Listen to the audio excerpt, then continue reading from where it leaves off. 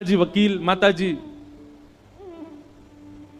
Housewife, भैया व्यापारी, बहन बीटेक कर रही है, इंजीनियर, और तब आप सबसे अलग हटके डॉक्टर बन जाओ तो आपकी प्रशंसा की जाती है। ठीक वैसे ही अनुकूल अवस्था में भगवत प्राप्ति करना ये बड़ी बात नहीं है, प्रतिकूल अवस्था में भगवत प्राप्ति करना। ऐसे किसी भक्त को नहीं देखा जैसा प्रेम ठाकुर जी ने प्रहलाद को किया। प्रहलाद को गोद में बैठा लिया, गले में अंक में भर लिया और जीव निकाल करके ठाकुर जी चाट रहे हैं प्रहलाद को। क्यों? क्योंकि प्रहलाद विपरीत अवस्था में भगवत प्राप्ति कर रहा है। पत्नी अनुकूल नहीं है तो चिंता मत करो। तुकाराम जी महाराज की पत्नी अनुकूल नहीं थी, वो दिन भर सुनाती रहती थी, वो पूरे दिन प्रवचन करते रहते हो, भजन करते रहते हो, कथा सुनाते रहते हो, घर का कोई काम धंधा तुमसे होता नहीं। तुकाराम जी सुनते रहते थे, मन मन विचार करते थे, मेरे विठ्ठल आपने मेरी पत्नी को इतना प्रतिकूल बना दिया कि जो थोड़ा बहुत प्रेम इसके प्रति होना चाहिए वो भी आपको ही हो गया है, इससे होता ही नहीं मुझे। आपने प्रतिकूल पत्नी देकर के इसके हिस्से का प्रेम भी अपना बना लिया। तुकाराम जी की पत्नी ने एक दिन कहा, जाओ कुछ विक्रय करके आओ, व्यापार कर कुछ धन लेके आओ। गन्ना बेचने के लिए गए तुकाराम जी महाराज। जैसे ही घर से बाहर गए, थोड़ी दूर पर ही पहुंचे होंगे, छोटे छोटे बच्चे उनके पीछे दौड़ने लगे, गन्ना खाएंगे गन्ना खाएंगे। तुकाराम जी ने फ्री में ही बच्चों को बांट दिए, एक बच गया। लौट करके आए तो पत्नी बड़ी प्रसन्न, बोले सारे गन्ने बेच के आए आप? वो देवी बेच नहीं पाया, छोटे छोटे बच्चे आ गए, हम गन्ना खाएंगे, तो उनमें बांट दिया। एक ही बच्चा है, एक ही बच्चा है। पत्नी ने गन्ना लिया और जोर से घुमा के तुकाराम जी में ही मारा, 2 टुकड़े हो गए उसके। तुकाराम जी खुश हो गए, वाह देवी तुम बुद्धिमान तो बहुत हो। मैं सोच रहा था एक गन्ना 2 कैसे खाएंगे, तुमने 2 कर दिए, लो एक तुम खाओ, आधा मैं खाता हूं। भैया देखो, संसार ऐसा है, संसार वैसा है नहीं, जैसा बना लो वैसा है। आप जैसा कर लोगे संसार वैसा है। आप कितना भी बुरा मान लीजिए, आप एक काम कीजिए, कल का, कहां से आवाज आ रही भैया, कौन ढोलक बजा रहा हो? नेक शांति रखियो हैं। 2 बजे तक खूब बजाया करो, 6 बजे के बाद भी खूब बजाओ, बस 2 से 6 हमको बोलने दो। क्या बता रहा था मैं? हाँ, कल एक काम करना, सुबह उठते ही नकारात्मक दृष्टि रखना, जिसको देखो उसको गलत ही देखना। शाम तक पूरी दुनिया ही नरक दिखने लगेगी आपको, लेकिन करना नहीं। पता है क्यों? क्योंकि नकारात्मक भाव में जब आप प्रवेश करते हो ना तो बहुत लंबे समय तक प्रवेश कर जाते हो। सकारात्मक देखो, सब में गुण का दर्शन करो, सब में अच्छाइयों का दर्शन करो, सब में भावों का दर्शन करो, सब अच्छे दिखेंगे, सब में भाव दिखेगा।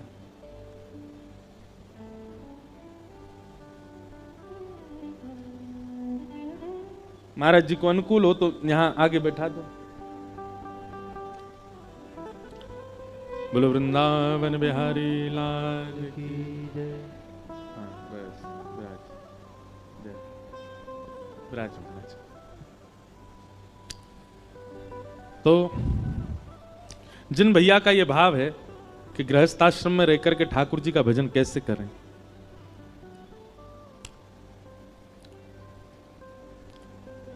भगवत प्राप्ति करनी होगी ना तो कैसे भी कर लोगे, और नहीं करनी होगी तो विरक्त होकर के भी नहीं कर पाओगे। इसलिए जैसी व्यवस्था अवस्था ठाकुर जी ने निर्माण कर दी है चारों ओर, उसी को स्वीकार कीजिए और उसी में ही ठाकुर जी की प्राप्ति करो। अपनी तरफ से कुछ विशेष करने का प्रयास मत कीजिए। पत्नी अनुकूल है तो दोनों मिलकर के भजन करो, और पत्नी प्रतिकूल है तो अकेले भजन करो, उसमें चिंता की कोई बात नहीं। अपने अनुकूल उसको बना लीजिए। देवभूति माता ने, आज ठाकुर जी का जन्मोत्सव होना है, बड़े प्रसंग हैं।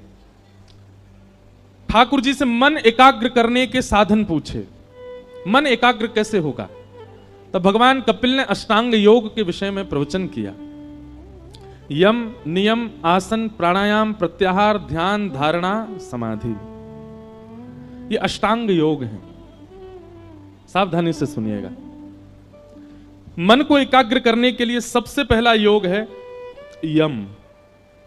यम का मतलब क्या होता है? अपनी इंद्रियों की इच्छाओं को पूरा ना करना, उसी को यम कहते हैं। आपकी कोई इच्छा हो रही है और उस इच्छा को पूर्ण करने के लिए आप जैसे ही प्रयास करने लग जाते हो, वही इंद्रियां बर्बाद हो जाती हैं। आपकी कोई इच्छा हो रही है और आप कोई प्रयास नहीं कर रहे, फिर भी मन मार के रह रहे हो, इसी को अष्टांग योग का पहला योग कहते हैं, यम।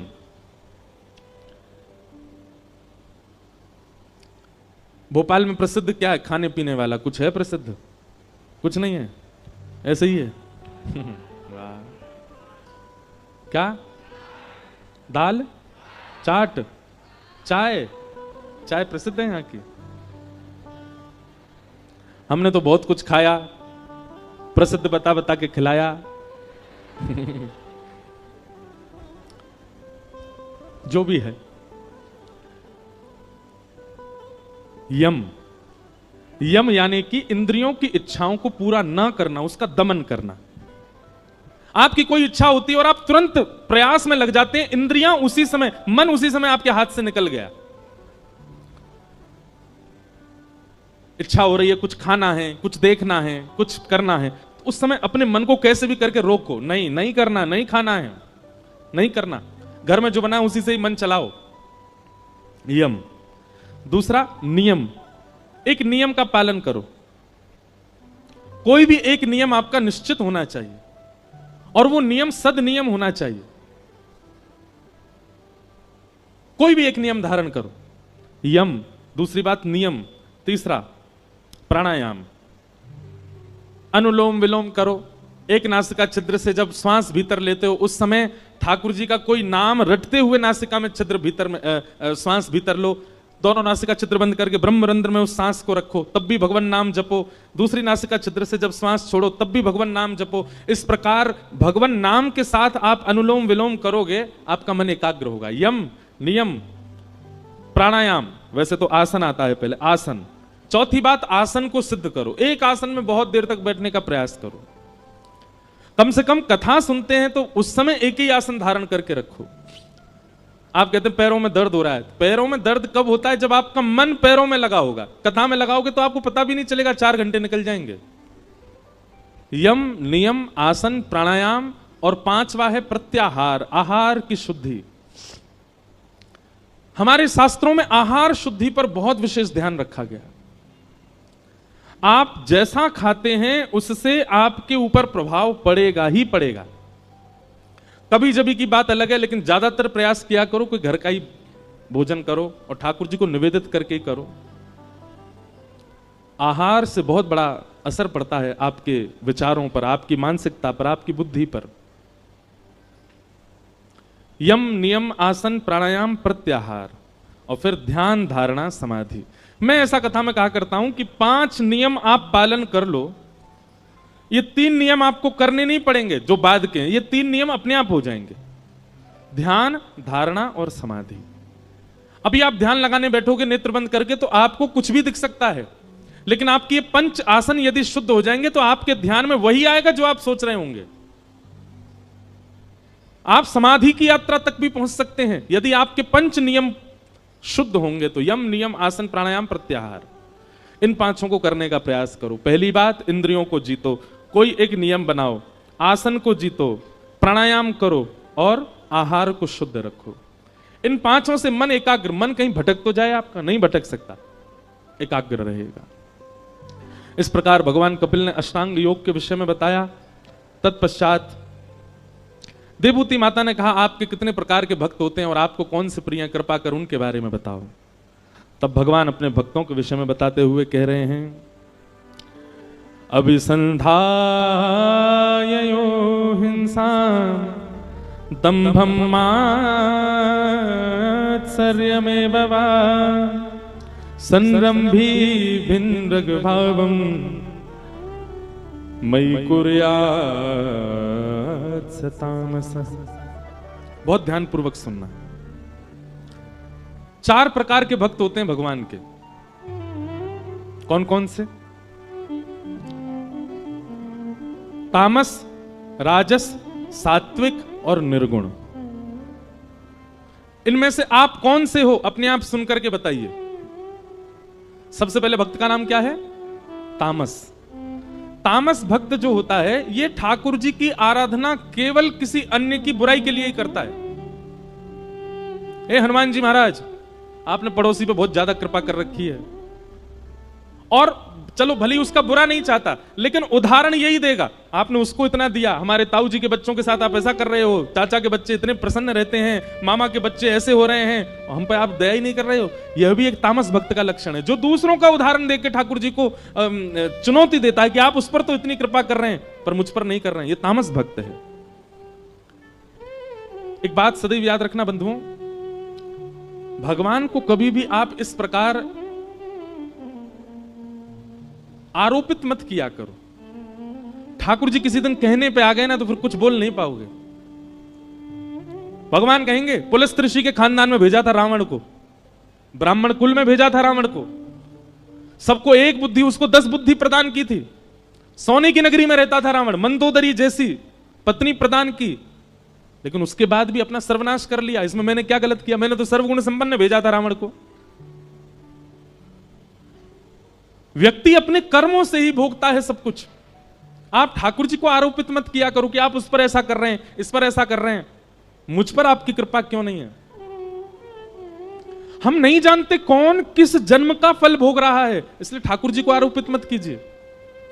अपने जीवन में भी जो आप देख रहे हो वो भी ना जाने किस जन्म का फल आप देख रहे हो, इसलिए जो कुछ भी ठाकुर जी कर रहे हैं सबको स्वीकार करो,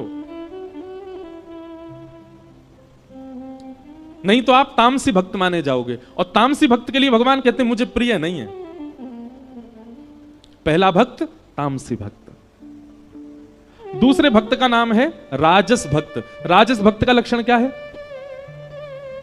कि विषयान विसंधाय यश ऐश्वर्यमेव वा अर्चा दावर्च यद्यो मां पृथक भावस राजस। विषयान विसंधाय, 50 रुपए की मिठाई के डिब्बे को लेके आएगा मंदिर में, लेकिन बदला में 5 करोड़ मांग करके जाएगा ठाकुर जी से। विषय प्रधान भक्ति करता है, मतलब उसकी भक्ति के पीछे कोई ना कोई कारण है। जैसे कई लोग, आप लोग भी जानते होंगे, वो व्यक्ति आपसे बहुत मिल रहा है, बहुत हंस के, तो आपको कहीं ना कहीं पता चल जाता जरूर इसको कोई काम है तभी आ रहा है मेरे पास में, नहीं तो ये कभी कभी राम राम भी नहीं करता था मुझको, आजकल इतना पूछा है। ठीक वैसे ही जब आप ठाकुर जी के पास जाना विषयों के लिए शुरू करते हैं, पहले तो ठाकुर जी प्रभावित होते हैं, अरे वाह देखो, आओ आज तो इंद्रेश आया है, ओह क्या लेके आया, ओ मिठाई लेके आया, कलाकंद लेके आया है, वाह। तभी ठाकुर जी मन में विचार करते हैं, बोले जरूर कोई काम। बंगाली में एक बात कहते हैं, अति भक्ति चोरे लक्षण। जो बहुत ही ज्यादा हाथ पांव जोड़ता रहता हो, नीचे दुल्लर तिल्लर हुआ जाता हो, समझ जाना चोर है इसके अंदर, जरूर कुछ कोई और कारण है इसकी प्रणाम का। तो भगवान कहते हैं कि राजस भक्त का लक्षण कैसा, वो विषय के लिए ही आता है बस मेरे पास में, उसको वैसे कोई फर्क नहीं पड़ता। हनुमान जी के ऊपर मक्खी बिनबिनाई रही है, हनुमान जी के मंदिर में एसी नहीं चल रहा है, बेचारे पूरे दिन पसीना में बैठे रहे, कोई फर्क नहीं पड़ता, लेकिन अपनी कामनाओं के लिए आ जाता है, सारे हाथ जोड़ देता है, पैर पड़ देता है, बिल्कुल तपस्या करने लग जाता है। उन्होंने ये नियम बताया, ये भी करेंगे, ये नियम बताया, ये भी करेंगे, पर सारे नियमों के पीछे कारण क्या है? विषय। एक भारत में एक जगह है, वहां भीड़ नहीं है ज्यादा, लेकिन बहुत अद्भुत जगह है। उस स्थान का नाम है जागेश्वर। क्या नाम है? जागेश्वर। उत्तराखंड में कमाऊ एक क्षेत्र है, नैनीताल वाला। वहां जब आप ऊपर जाएंगे तो वहां तीन स्थान हैं महादेव के, जागेश्वर, बागेश्वर और मुक्तेश्वर। जीवन में कभी अवसर मिले तो उन तीनों स्थानों का दर्शन जरूर करना। और तीनों स्थान पता कैसे हैं? मुक्तेश्वर पहाड़ की चोटी पर है, बागेश्वर समतल में है और जागेश्वर नीचे पाताल में है। और जागेश्वर स्थान जो है ना, यहां पर महामृत्युंजय का जो मंत्र है वो वहीं प्रकट हुआ, जागेश्वर। इसीलिए उनका, वहां के महादेव का नाम है जागनाथ। वहीं से ही महामृत्युंजय प्रकट हुआ। वहां की कथा ऐसी बताते हैं कि जागनाथ उनको इसलिए कहा जाता कि वो नाथ इतने सिद्ध थे, सब लोग ध्यान से सुनना, कि कोई व्यक्ति आके कुछ भी मांग ले सब पूरत कर देते थे। एक बार एक कहीं के राजा ने किसी अच्छे राजा की हिंसा की कामना उनसे की, वो तो सबको आशीष देते थे, बोले तथास्तु।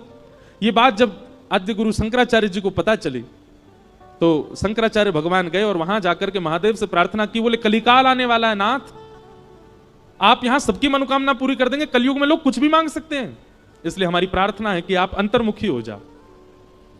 तब ठाकुर जी वहां पर शांत हो गए, नहीं तो महादेव से जो मांगो वो मिलता था। आज भी वहां नियम है, रात्रि 6-7 बजे मंदिर बंद हो जाता है और फिर उसके बाद वहां आप देखेंगे कि दंपति पति पत्नी अपने हाथ में दिया लिए रात भर खड़े रहते हैं। कहीं के भी बहुत सारे दंपति चारों ओर से मंदिर को घेर के ऐसे हाथ में दिया लेके खड़े रहते हैं और कब तक खड़े रहेंगे? सुबह जब तक मंगला के दर्शन नहीं खुलेंगे तब तक खड़े रहते हैं। क्यों? मंगला होती जैसी वो दीपक महादेव को अर्पित करते हैं तो जिनको संतान नहीं है उनको संतान की प्राप्ति होती, ऐसा वहां कहते हैं। तो रात्रि 12 बज रहे थे, वहां 7-8 बजे ऐसा लगने लगता है कि 1-2 बज गए रात के, इतना शांत है।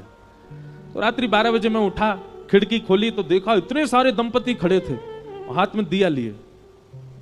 तब मैंने पूछा तो बोले ये सुबह जब मंगला होगी तब दिया रखेंगे और इन सबको संतान की प्राप्ति होगी। तब मन में एक बात आई,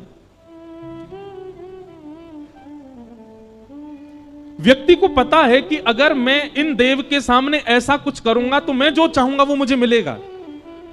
वो व्यक्ति कभी ठाकुर जी को क्यों नहीं मांगता? वो व्यक्ति कभी अच्छे विचार क्यों नहीं मांगता? वो व्यक्ति कभी ऐसा क्यों नहीं मांगता कि नाथ मेरे अंदर ईर्ष्या बहुत है, मेरे अंदर क्रोध बहुत है, मेरे अंदर काम बहुत है, लोभ बहुत है, हे महादेव मैं रात भर खड़ा होकर तब करूंगा, आप कृपा करके मेरे चित्त को शुद्ध कीजिए। कभी ऐसी भावना क्यों नहीं उत्पन्न होती? हम सब जगह विषय क्यों मांगते हैं?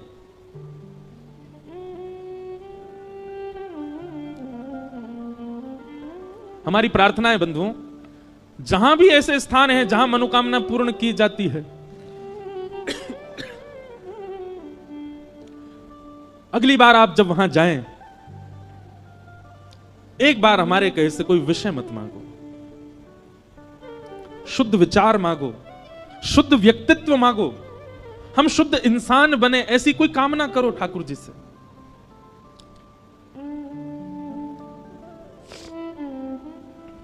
भगवान कहते हैं राजस भक्त कैसा है? बोले विषय प्रधान भक्ति करता है, केवल विषय की कामना करता है। और दूसरी बात, यश ऐश्वर्य में बाबा, केवल यश के लिए, ऐश्वर्य के लिए, संपत्ति के लिए मेरे आगे सर झुकाता है।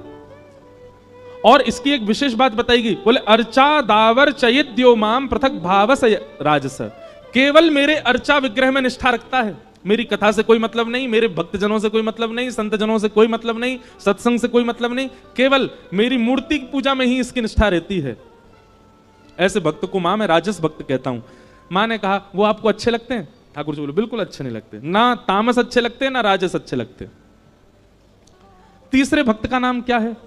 तो भगवान तीसरे भक्त का नाम कहते हैं सात्विक। और सात्विक भक्त के लक्षण क्या हैं?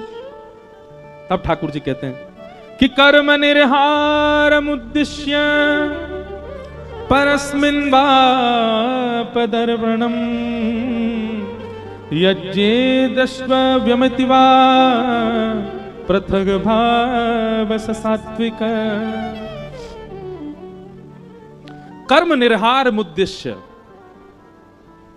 वो जो कुछ भी करता है, भले ही उसने परिश्रम करके किया, भले ही उसने बलपूर्वक किया, भले ही उसने बहुत बहुत अनुनय विनय करके किया, लेकिन फिर भी वो हर कर्म के फल के रूप में यही कहता है कि सब ठाकुर जी ने कराया, मेरी कोई क्षमता नहीं थी।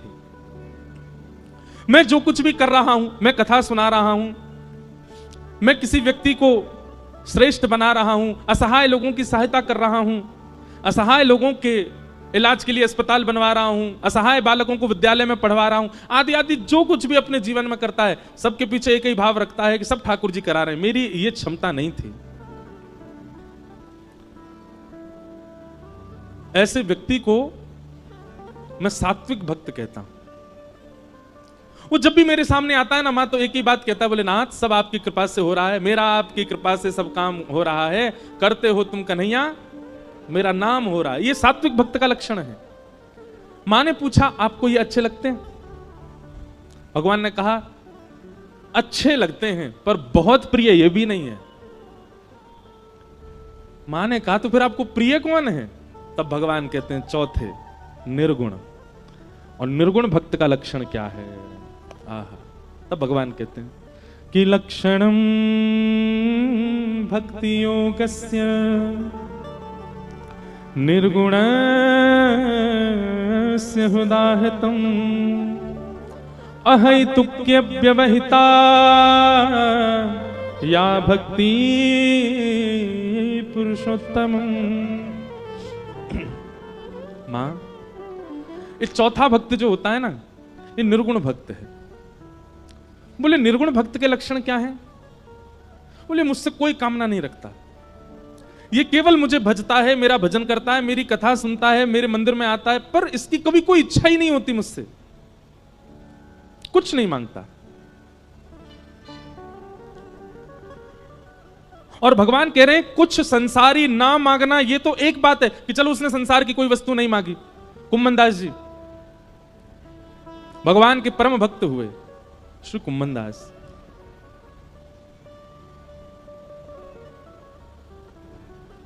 सावधानी से सुनिएगा। कुम्मन दास जी के चरित्र में ऐसी एक कथा आती है कि श्री कुम्मन दास जी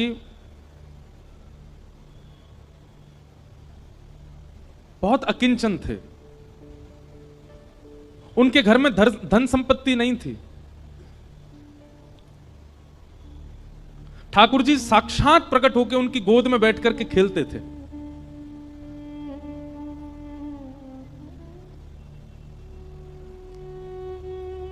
एक दिन ठाकुर जी उनकी गोद में बैठे थे और श्री कुम्मन दास जी तिलक लगा रहे थे।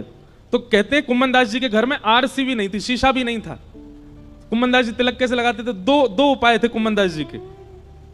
कठौते में जल भरते थे, उसमें अपना प्रतिबिंब देखते थे जल के अंदर, और प्रतिबिंब देख के फिर तिलक लगाते थे। या फिर ठाकुर जी किसी दिन खेलते खेलते उनकी गोद में आ जाते और गोद में बैठे बैठे ठाकुर जी बताते, हाँ कुम्मना यहाँ ते सीधो ले चल लगो, अब यहाँ नीचे तने घुमाए थे, अब यहाँ तने ऊपर कर, बीच में यहाँ कोने कर, अब यहाँ कर। ठाकुर जी तिलक लगवाते थे कुम्मन दास जी का।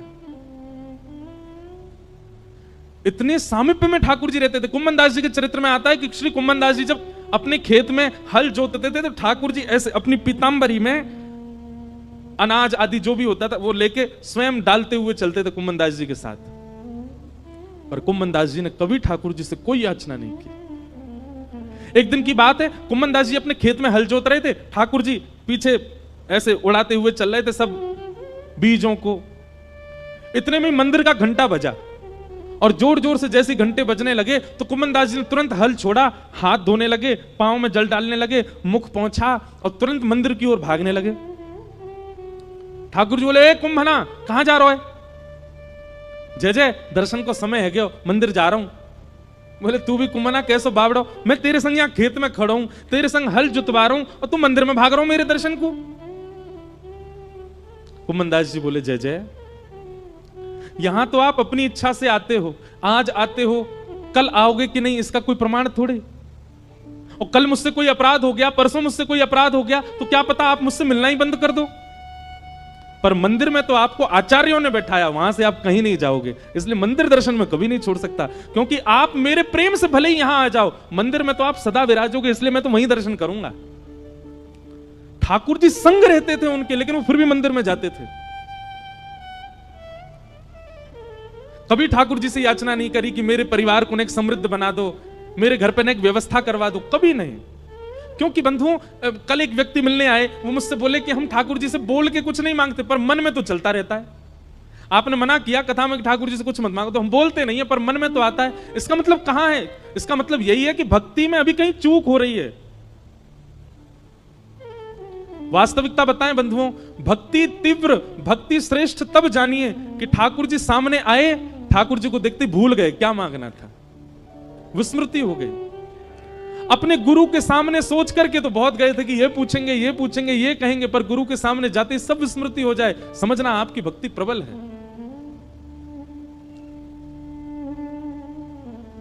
लेकिन बुरा नहीं मानिएगा, जो सोच करके गए वो जाकर के मांग लिया, इसका मतलब आप स्वार्थी थे। आपका प्रेम नहीं है ठाकुर जी से। एक दिन कुम्मन दास जी की गोद में ठाकुर जी बैठे थे, तो कुम्मन दास जी की दाढ़ी से खेल रहे थे ठाकुर जी छोटे से। तो ठाकुर जी ने मन में विचार किया, कुम्मन दास के घर में बड़ी बड़ी दुर्बलता है, मैं कोई राजा के मन को चेताता हूं ताकि वो आधी संपत्ति कुम्मन दास को दे जाए।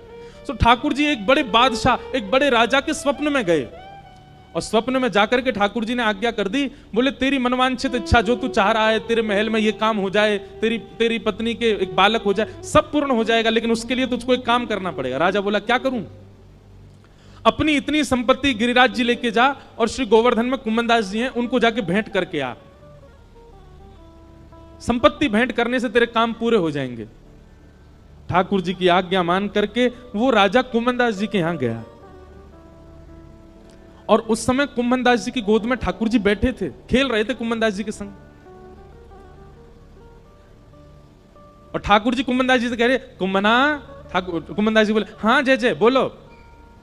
अरे सुनता हूं मैं तो एक बात करनी है। हाँ जय जय बोलो, कहा बात करनी है? इतना बस कहा ही था, इतने में ही वो राजा कुम्मन दास जी कुटिया में आ गया, और राजा के आते ही ठाकुर जी अंतर ध्यान हो गए। सामने बादशाह खड़ा है, घुटनों पर बैठ करके अपनी आधी संपत्ति अर्पित करने को, लेकिन कुम्मन दास जी इधर उधर देख रहे हैं। अब ये तो यहीं बैठे, कच्छु तो कह रहे पतो ना बोल के ना गए मोते। अब ये तो यहीं बैठे, कच्छु तो कह रहे बोल के ना गए। राजा ने चरणों में प्रणाम किया, बोले भगवान आपकी आज्ञा हो तो मैं आपके कुटिया में अपनी सामग्री रखवा दूं, मैं आपको धन संपत्ति कुछ दान करने के लिए आया हूं। कुम्मन दास जी उल्टे उसके चरणों में गिर गए, बोले भैया ले जाया संपत्ति को, कोई और में बांट दियो, और कोई ना लेवे तो जमुना जी में बहाई दियो। ऐसी संपत्ति को कहा करूं, जाके मेरी कुटिया के द्वार पे आते ठाकुर जी भाज गए यहाँ थे। ऐसी संपत्ति को मैं कहा करूंगा, जैसे ठाकुर जी छोड़ के चले गए। घर के लोग चिल्ला रहे हैं, अरे कुम्मन दास जी कुछ तो ले लो, आपकी कुआरी भतीजी है, उसका ब्याह करना है, घर की थोड़ी मरम्मत करवा देंगे, रात में वर्षा हो जाती है तो रात भर सो नहीं पाते हैं, हमारे घर में जल भर जाता है, अरे कुछ तो ले लो, कोई देने आया है। कुम्मन दास जी बोली, ऐसी संपत्ति ना लूंगा। जाके द्वार पे आते ही ठाकुर जी भाज गए। ले जा भैया, तेरे आगे हाथ जोड़ूं, अगर तू बहुत देर बैठो रहेगो तो मैं प्राण त्याग दूंगा, या को अभी लेके जा। और हट पूर्वक राजा को भगा दिया वहां से। राजा के जाते ही ठाकुर जी फिर आ गए। कुम्मना दौड़ करके गए, ठाकुर जी को गले से लगा लिया, बोले नाथ कहां चले गए आप? ठाकुर जी बोले, कुम्मन दास एक बात बता, मैंने एक राजा को स्वप्न दिया, स्वप्न में जाकर के वाकु चेतायो कि अपनी आधी संपत्ति ले जाके कुम्मन दास को दे दे, और वो तू को देने आयो, तेने स्वीकार क्यों ना करी? अरे तेरे घर में बैठवे के काजे कोई चद्दर ना है, तिलक लगावे के काजे आरसी तक ना है, तेरी भतीजे के ब्याह के काजे एक एक फूटी कौड़ी तेरे घर में नहीं है, मैंने चेताए करके एक राजा को भेजो, तेने वापस कर दियो। कुम्मन दास जी ने एक बात कही ठाकुर जी से, जय जय आप सत्य बताइयो, राजा के आते ही आप अंतर्ध्यान है गए। राजा जितनी संपत्ति लेकर के आयो, यदि मैंने वो स्वीकार कर ली होती, अपने घर में धर ली होती, अपने घर में लगा दी होती, तो आपको ये लगती अब तो कुम्मन दास पे खूब संपत्ति आ गई भैया, अब ये अपना घर बना लेगा, सब काम कर लेगा, और आप जो गए थे वो आते ही नहीं लौट करके। पर मैंने उस संपत्ति को स्वीकार नहीं किया, तो आप पूछने के लिए दोबारा आ तो गए मेरे घर पे। यह मेरा सौभाग्य है कि मेरे ठाकुर जी फिर प्रकट हो गए। आपको लगती कि भैया यहाँ पे तो अब सुख समृद्धि है, अब अपने आप सब लोग गुजर बसर कर लेगो। अरे लाचार बालक को बार बार मां ध्यान क्यों देती है? वो बालक चलने लग जाए, फिरने लग जाए, बोलने लग जाए, तो मां धीरे धीरे उसको अपनी जिम्मेवारियां समझाने लगती है। तू अब खुद चला कर, खुद उठा कर, खुद तैयार हुआ कर, खुद भोजन किया कर। लेकिन वो बालक लाचार ही रहता है, तो लाचार बालक को मां गोद से छोड़ती नहीं।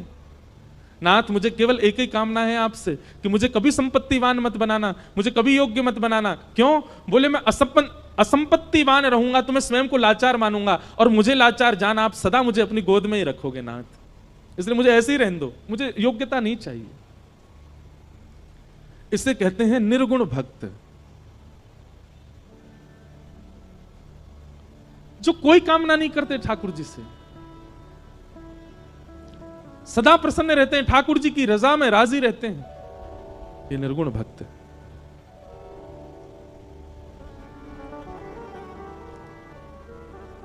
और भगवान इतना ही नहीं कह रहे हैं निर्गुण भक्त के लिए, भगवान कह रहे हैं सालोक्य साष्टि सामिप्य सारूप्यैकत्वमप्युतम दीयमानं न गृह्णन्ति बिना मत्सेवनम जना।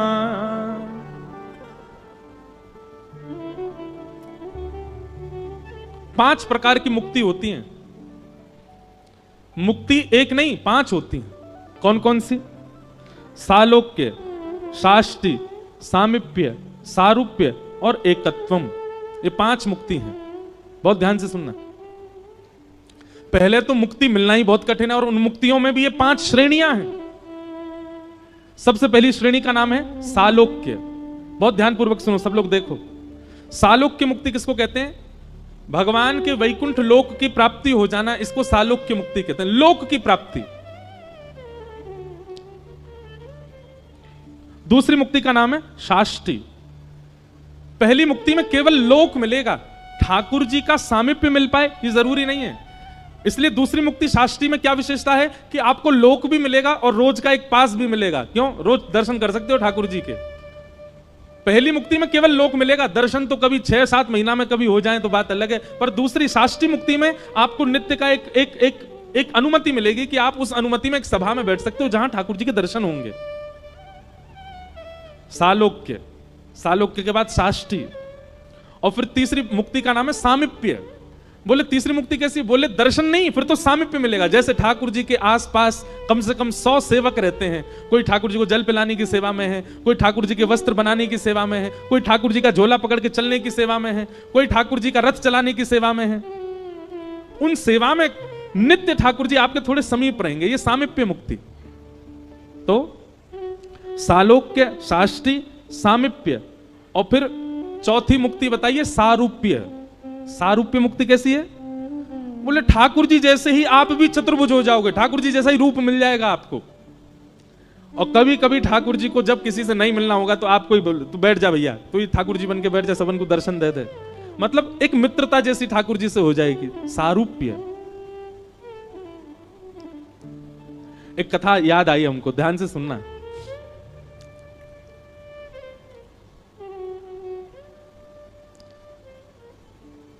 आज पंडरीनाथ भगवान का बहुत स्मरण हो रहा है। श्री विठ्ठल भगवान। हमारे पूज्य नाना जी कहते थे कि बिना किसी प्रयोजन के किसी की स्मृति कथा में बार बार रहने लग जाए तो लाला यूं ही समझियो वो कथा में आए हैं, वो कथा में बैठे हैं। पंडरीनाथ भगवान आपके मध्य प्रदेश से महाराष्ट्र ज्यादा दूर नहीं है। हमारे मंडीदीप वाले तो अभी मेरी पंढरपुर में कथा थी तो आए भी थे। आप लोग भी जाना एक बार। अद्भुत ठाकुर जी हैं पंढरपुर में, ऐसे खड़े हैं कमर पर हाथ रख के, श्री विठ्ठल भगवान। तो नामदेव जी रोज अपनी मां के साथ जाते थे दर्शन करने। बहुत ध्यान से सुनना। नामदेव जी रोज ठाकुर जी से कहते, ठाकुर जी हम भोग बना के मंदिर लाते हैं, आपको पवाते हैं, कभी ऐसा अनुग्रह करो ना कि आप घर आके ही पाओ हमारे। वहीं मां गरम गरम चूल्हे पर रोटी बनाएगी, आप थाली पर बैठना, मैं आपको परोसा करूंगा, मेरे घर पे आके आप प्रसाद पाओगे, बड़ी कृपा होगी। रोज नामदेव जी कहते हमारे घर कब आओगे, हमारे घर कब आओगे। एक दिन ठाकुर जी सामने खड़े खड़े नामदेव जी से बोले, नामदेव तू भी ऐसी बात करता है, मैं तेरे घर आ जाऊंगा। 24 घंटा विठ्ठल भगवान 2-3 घंटे से ज्यादा रात्रि में बंद नहीं होता मंदिर। 10-11 बजे शयन होते हैं ठाकुर जी के, 3 बजे फिर खुल जाते हैं मंदिर। बोले पूरे दिन में खड़ा रहता हूं भक्तों को दर्शन देने के लिए, और एकमात्र ऐसा मंदिर है भारत का जहां पर हर व्यक्ति भीतर जाए और जाके ठाकुर जी को ऐसे गले से लगा सकता है। इतने भक्त आते हैं दर्शन करने के लिए, सबको दर्शन देता हूं मैं। तेरे घर कैसे आऊं भोजन करने बता? रात में 2-3 घंटे बचते हैं, उसमें मैं शयन नहीं करूं मैं? और मैं तेरे घर आऊंगा दर्शन प्रसाद पाने, यहां मंदिर में कौन रहेगा? नामदेव जी बोले बस इच्छा थी कि आप कभी हमारे घर आओ दर्शन देने, प्रसाद पाने। तो नामदेव जी से भगवान बोले, अच्छा नामा सुन, एक काम कर। बोले क्या? एक दिन तू मेरी जगह खड़ा हो जा विठ्ठल बन के, मैं तेरे घर प्रसाद पाऊंगा। नामदेव जी बोले ये कैसे संभव? बोले सब संभव है, मैं श्रृंगार करूंगा तेरा, कोई पहचान ही नहीं पाएगा कि नामदेव खड़ा है, सबको लगेगा कि ये तो पंडरीनाथ है। बस 2-3 बातों का ध्यान रखियो। नामदेव जी बोले क्या? बोले पहले मेरी जगह आ, रात्रि में शयन जैसे ठाकुर जी का हुआ, नामदेव जी को ठाकुर जी ने छुपा लिया गर्भगृह में। सब चले गए, ठाकुर जी अपने स्थान से उतर गए, नामदेव जी को खड़ा किया, बोले खड़े हो जाओ, कमर पर हाथ रख लो। ठीक है। बोले अब ध्यान रखना, पहली बात तो आंख बंद रखना, खोलना नहीं, मैं ऐसे ही खड़ा रहता हूं। ठीक है। दूसरी बात, सुबह 3 बजे पुजारी जी आएंगे और तुमको नींद आ रही होगी बहुत जोर से, वो घंटे घड़ियाल बजाएंगे जोर जोर से, तो घंटे घड़ियाल सुनकर के तुम्हारी नींद खुलेगी, आंख मत खोल लेना, बंदी रखना। और फिर उसके बाद वहां मंगला आरती को वहां बोलते हैं काकड़ा आरती। कौन सी आरती? मंगला आरती को बोलते हैं काकड़ा आरती। तो मंगला आरती जब होगी, आरती के बाद तुम्हारे ऊपर ठंडा ठंडा दूध डाला जाएगा, तुम्हारे ऊपर दही डाली जाएगी, शहद डाला जाएगा, जल डाला जाएगा, उससे ठिठर मत जाना, खड़े रहना स्थिर होके।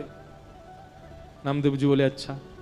फिर बोले काकड़ा आरती के बाद माखन मिश्री मिश्रित करके तुम्हारे मुख से लगाई जाएगी, उसको खा मत जाना, भूख तो बहुत लगेगी तुमको, मुंह में पानी भी आएगा, उसको लगे रहने देना, चाट मत लेना उसको, कहीं तुमने चाट लिया तो सब समझ जाएंगे नामदेव, खूब पिटाई होगी तुम्हारी।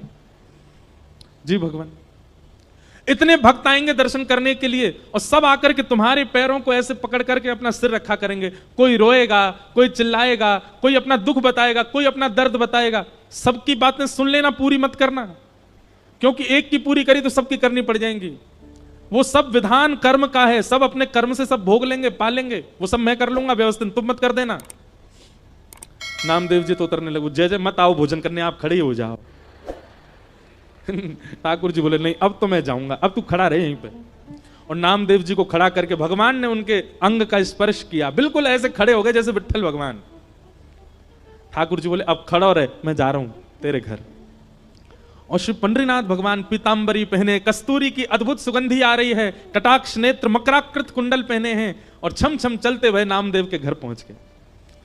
नामदेव की मैया से बोले मैया भोजन पवाओ। पहले तो बहुत रोई, स्वागत किया, लिपट गई ठाकुर जी से। मैया बोली नामा गया था आपको लेने, वो कहां है? ठाकुर जी बोले वो व्यस्त है, हमारी जगह खड़ा है मंदिर में। मैया जल्दी भोजन पवाओ। और नामदेव जी की माता जी खूब प्रेम से रोटी बना बना के पवा रही हैं। वहां नामदेव जी खड़े चुपचाप और मन में सोच रहे हैं निमंत्रण मैंने दिया था, सुख मां को मिल रहा है पूरा।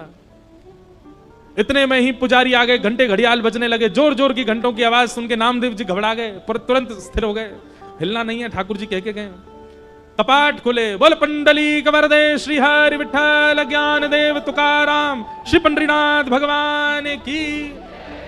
सब जय जयकार करने लगे। नामदेव जी स्थिर खड़े हैं, अभिषेक हुआ, मुख पे मक्खन लगा दिया, सब काम जो जो ठाकुर जी बता गए सब हुआ। जैसे ही काकड़ा आरती होने लगी तो पंडरीनाथ भगवान नामदेव जी के घर बैठे थे। घर बैठे बैठे ठाकुर जी के मन में आया मैया चलो नामा से मिलके आते हैं। और एक काली सौल ठाकुर जी ने ओढ़ी, सिर के ऊपर डाल ली, अपना रूप छुपा लिया कि किसी को दिखूं ना। और भक्तों की पंगत में लंबी लाइन में ठाकुर जी खड़े हैं अपने भक्त को देखने के लिए। जैसे ही ठाकुर जी भीतर पहुंचे और अपनी ब्रह्म वेदी पर जब नामदेव को खड़ा हुआ देखा, ठाकुर जी दूर से बलैया लेने लगे, आहा नामा कितना अच्छा लग रहा है, कितना प्यारा लग रहा है मेरा नामा। ठाकुर अब वहां सब गर्भगृह में जाते हैं, जैसे ही ठाकुर जी गर्भगृह में पहुंचे, कंबल उम्बल में ढक के गए थे। नामदेव जी को पता चल गया ठाकुर जी आए हैं। ठाकुर जी मन ही मन नामदेव से बात कर रहे हैं, बोले नौच लूं तुझे? नामदेव कह रहे नहीं नहीं भगवान, मैं उछट जाऊंगा, पुजारी पकड़ लेंगे मुझको।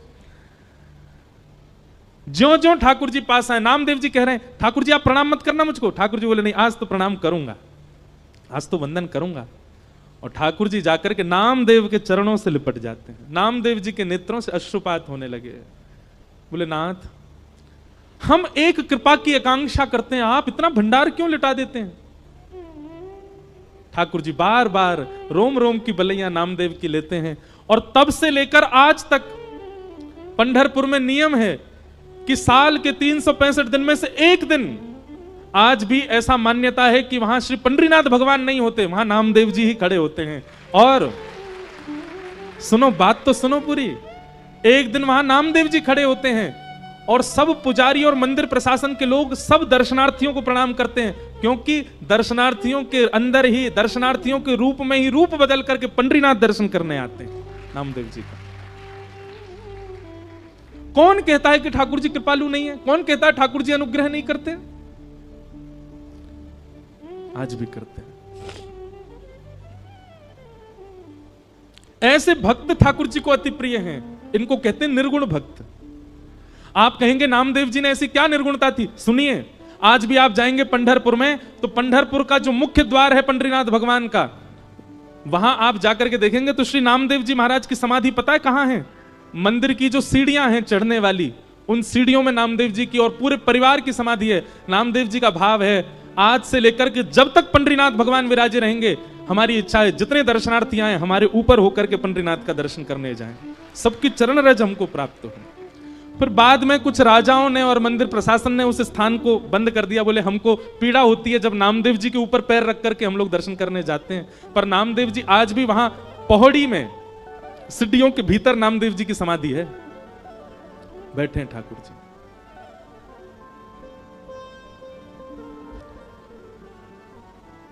नामदेव जी कीर्तन कर रहे थे और उनके कीर्तन में हजारों वैष्णव नृत्य कर रहे थे। उस कीर्तन की ध्वनि जब पंढरपुर में पंडरीनाथ भगवान को सुनाई दी तो अपनी ब्रह्मवेदी पर खड़े हुए भगवान रुक्मणी जी से कहने लगे, रुक्मणी मैं जाऊं कीर्तन में, मेरा मन नहीं लग रहा, मुझे बहुत अच्छा नामदेव की बहुत याद आ रही है। रुक्मणी जी बोली, आप चले गए तो पूरे पूरे कीर्तन को भंग कर दोगे। भगवान बोले क्यों? बोले आपको देख करके सब कीर्तन में मदमस्त हैं, सब छोड़ देंगे, आपको देखने लग जाएंगे। ठाकुर जी बोले मैं रूप बदल के चला जाऊंगा, मैं पीछे जाके खड़ा हो जाऊंगा, मैं किसी के सामने नहीं जाऊंगा, पर मुझे कीर्तन सुनने जाने दो। रुक्मणी जी बोली अच्छा ठीक है जाओ। ठाकुर जी रूप छुपा करके कीर्तन में पहुंचे। नामदेव जी आनंद में भर करके कीर्तन कर रहे थे और नामदेव जी के कीर्तन को सुनते सुनते सुनते ठाकुर जी इतने मंत्रमुग्ध हो गए कि भूल गए कि मुझे खुद को छुपाना है।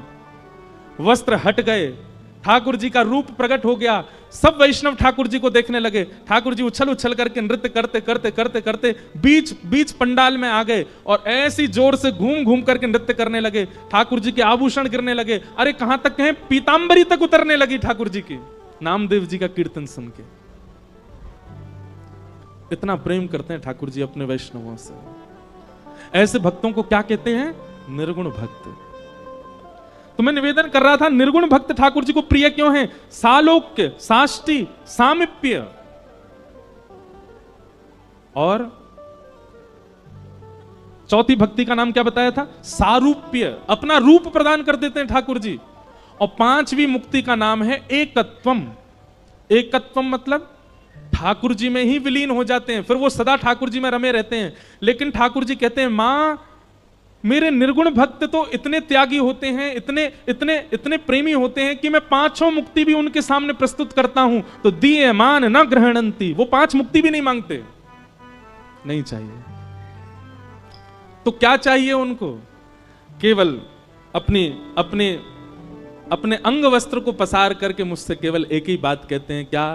बोले नाथ जन्म जन्म दीजो याहि ब्रज बसे वो, जन्म जन्म दीजो याहि ब्रज। हे नाथ मैं हर बार जन्म लूं और हर बार जन्म लेकर के आपका दास ही बनूं, आपके ब्रज में जन्मूं, हर बार जन्म लेकर के आपका तिलक लगा के घूमा करूं, गले में कंठी माला पहनूं, हर बार जन्म लेकर के कथा सुना करूं और दोनों भुजा उठा करके उसमें नृत्य किया करूं। नाथ देना है तो ऐसा वरदान दे दो कि मेरा हर बार जन्म हो और मैं हर बार आपका दास बना करूं। मां वेद शास्त्र उपनिषद पुराण सब कहते हैं कि पुनर्जन्म ना लेना पड़े ऐसे कर्म करो, पर मेरे निर्गुण भक्त कहते हैं कि नाथ कृपा करके हमको पुनर्जन्म दे दो और फिर से आपके दास बन जाए, ऐसी कृपा कर दो। आपको भजना हमारी संपत्ति है, आपको याद करना हमारी संपत्ति है, आपकी याद में रोना बिलखना, आपकी कथा सुनना, इसमें हमको बहुत सुख मिलता है नाथ। अरे और किसी की क्या बात, पंचमुखी श्री हनुमान जी महाराज यह भी निर्गुण भक्त हैं। जब प्रभु श्री राम अपनी लीला पूरी करके जाने लगे, हनुमान जी नहीं गए साकेत। राम जी से बोले नाथ आपके साकेत में कथा होती है?